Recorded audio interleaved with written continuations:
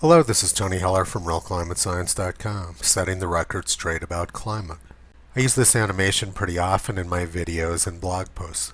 It shows how NASA has altered the U.S. temperature data to turn a long-term cooling trend into a warming trend. Thermometers show that 1934 was the hottest year in U.S. history.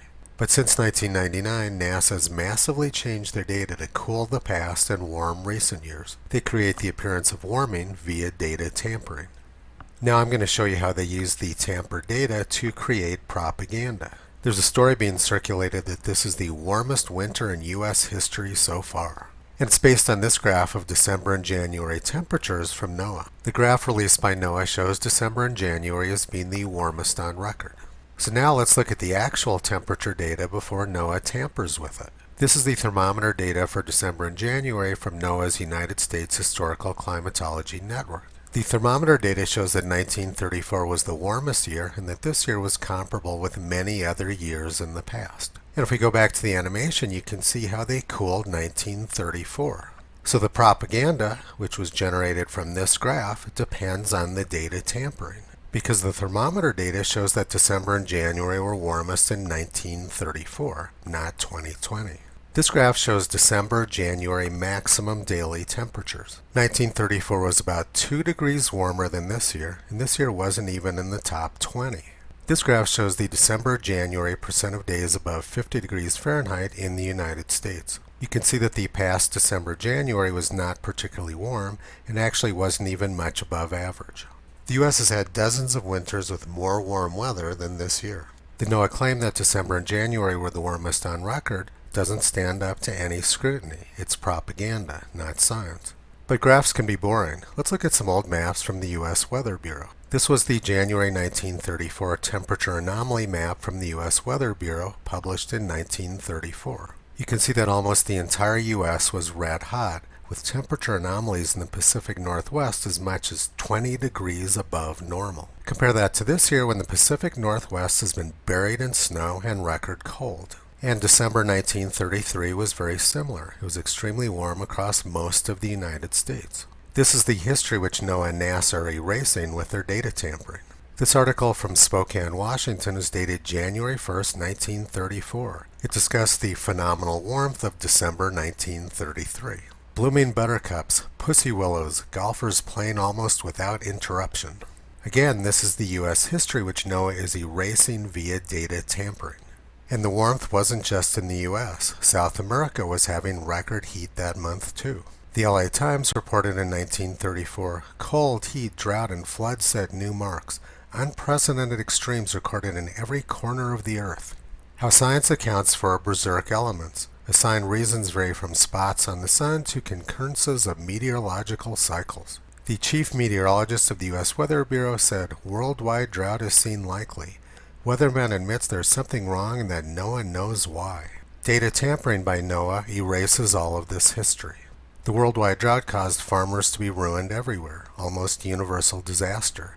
Europe revives pagan rites. The difference between the 1934 pagans and the current ones is that in 1934 there actually was a climate crisis. England had their worst drought for nearly 100 years in 1934.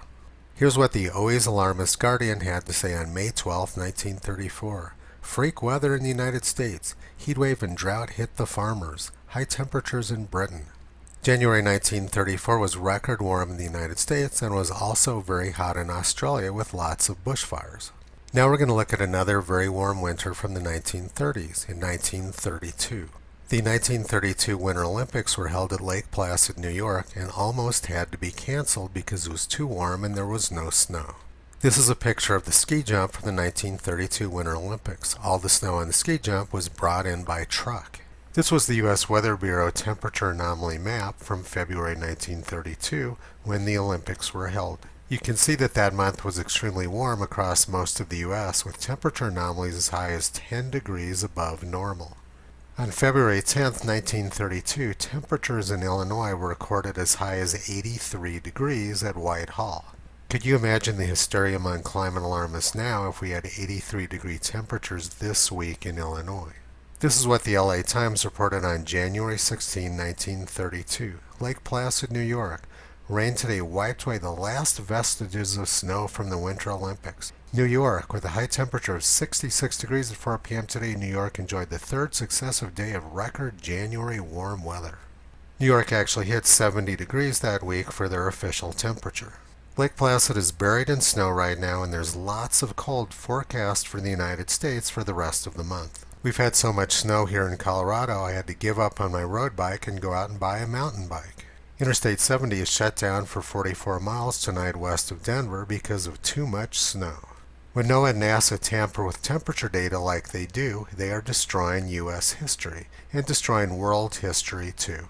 And then their data tampering is the basis of propaganda like this article. We see these fake articles being put out day after day, which form the foundation of climate alarmism. And then climate alarmism becomes the basis of policy. The small group of people at NASA and NOAA who are doing this data tampering are not data scientists, and they're not qualified to be working with this data set. They lack the necessary skills, and they have a fundamental conflict of interest. The people who are tampering with the data are climate modelers. They want to see a certain specific result, and by altering the data, they are getting the result they want to see.